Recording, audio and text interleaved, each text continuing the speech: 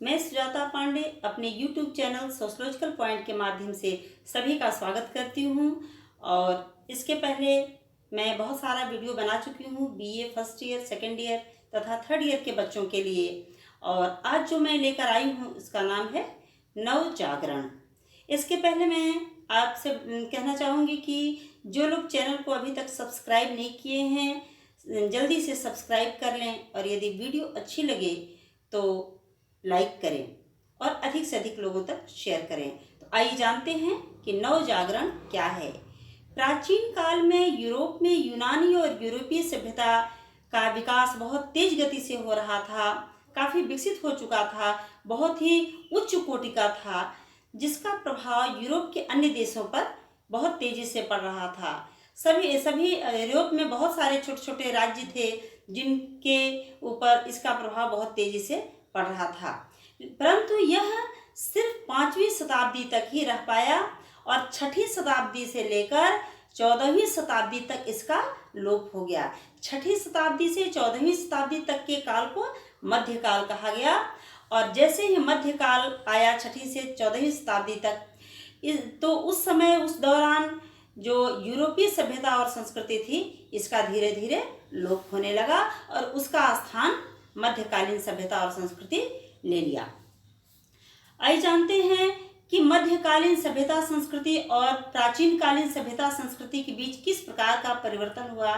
तो जब भी कोई नवीन संस्कृति, जब भी कोई नवीन चीज आती है या नवीन युग का प्रारंभ होता है तो निश्चित रूप से पुराने युग का लोप होता है। इसी प्रकार मध्यकालीन युग की शुरुआत हुई तो नवीन युग का लोप हो गया, और धीरे धीरे जो पुरानी सभ्यता थी, संस्कृति थी, उस समय का जो ज्ञान विज्ञान था, उस समय का जो कला था, वो धीरे धीरे विलुप्त होने लगा और उसके स्थान पर नई सभ्यता संस्कृति से संबंधित ज्ञान विज्ञान चीज़ें हमारे समाज में आने लगी, जिसे मध्यकाल के नाम से जाना जाता है।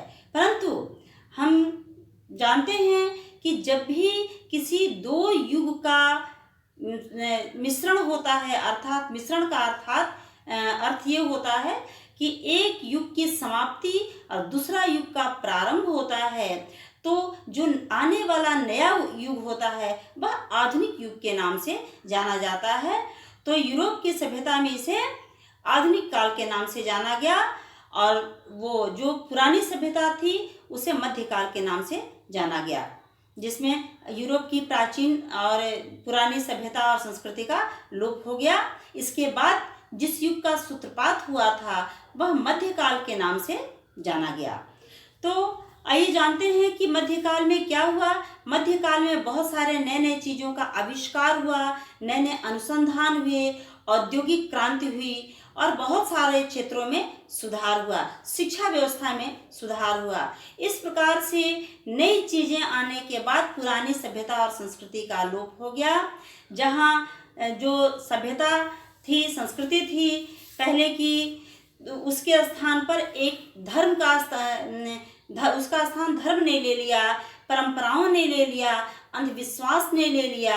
मध्यकालीन में यूरोपीय देश के जो पोप कालीन जो व्यवस्था थी, वहाँ की जो शासन प्रणाली थी, वह राजा के प्रभाव में पूरी तरह दबी हुई थी, और वहाँ की जो शासनकालीन पद्धति थी वह पूर्ण रूप से राजा की स्वेच्छाचारता के ऊपर आधारित थी। तो वहाँ उसको अपनी किसी भी बातों को धर्म से जोड़ करके उनको प्रजाजन के ऊपर थोपा जाता था। यूरोप के जो शासक थे उस समय, उनका कहना था, जो लुई 16वां था, उसका कहना था कि मैं ही राज्य हूँ।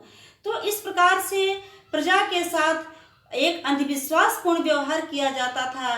किसी भी धर्म को लेकर, किसी भी व्यवहार को लेकर के एक अंधविश्वास था। जो चर्च के पादरी जो नियम बना देते थे, जो राजा नियम बना देता था, उसी को सम्मिलित किया जाता था शासन प्रणाली के कार्य में, शासन प्रणाली के देखरेख में, जिसका विरोध वहाँ की प्रजा तेजी से करना प्रारंभ की, क्योंकि मध्यकालीन जो शिक्षा व्यवस्था थी वह अंधविश्वास से परिपूर्ण थी, जबकि इसके पहले की जो यूरोपीय और रोमन शिक्षा व्यवस्था थी वह अंधविश्वास से परिपूर्ण नहीं थी।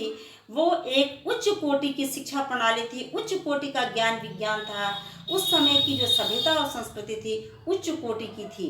तो ये जो नवीनीकरण एक जो प्रक्रिया है, इसमें जो मध्यकालीन शिक्षा व्यवस्था है इसका तिरस्कार करना, अर्थात इसका लोप करना और एक नवीन शिक्षा व्यवस्था, एक नवीन व्यवस्था को लागू करने की एक प्रक्रिया है नवीनीकरण। इसके अंतर्गत जो मध्यकालीन जितनी भी प्रणाली थी, जितनी भी व्यवस्था थी, चाहे धर्म से लेकर, चाहे राजनीति से लेकर, चाहे सामाजिक से लेकर, चाहे संस्कृति से लेकर, प्रत्येक व्यवस्था का लोप हुआ और एक नवीन तरीके से फिर से एक नवीन विचारधारा के रूप में लोग सामने आए। और जहां धर्म संबंधी सुधार की ओर, धर्म संबंधी समस्याओं की ओर मध्यकालीन परिस्थितियों में ज़्यादा ध्यान दिया जाता था, वहां ये आधुनिक परिस्थिति में जो आधुनिक सुधार हुए, इसके अंतर्गत धर्म के स्थान पर सामाजिक समस्या को ज़्यादा ध्यान दिया जाने लगा। व्यक्ति के जीवन की यथार्थता से संबंधित समस्याओं पर ज़्यादा ध्यान दिया जाने लगा। तो इस प्रकार मध्यकालीन पद्धति का लोप हुआ, उस समय के शिक्षा कला विज्ञान का लोप हुआ और आधुनिक शिक्षा प्रणाली तेजी से हावी होने लगी। इसके कारण बहुत सारी चीज़ों में परिवर्तन आया। ज्ञान विज्ञान कला साहित्य नए नए लिखे गए, जिसका प्रभाव लोगों के ऊपर पड़ा।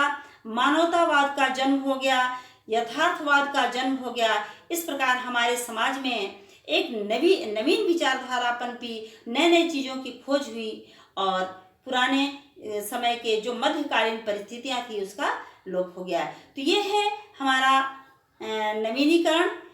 इसे हम पुनरुत्थान या अभ्युदय के काल के नाम से भी जानते हैं। तो आज का वीडियो इतना ही समाप्त करते हैं। अगली वीडियो हम आगे लेकर आएंगे। धन्यवाद।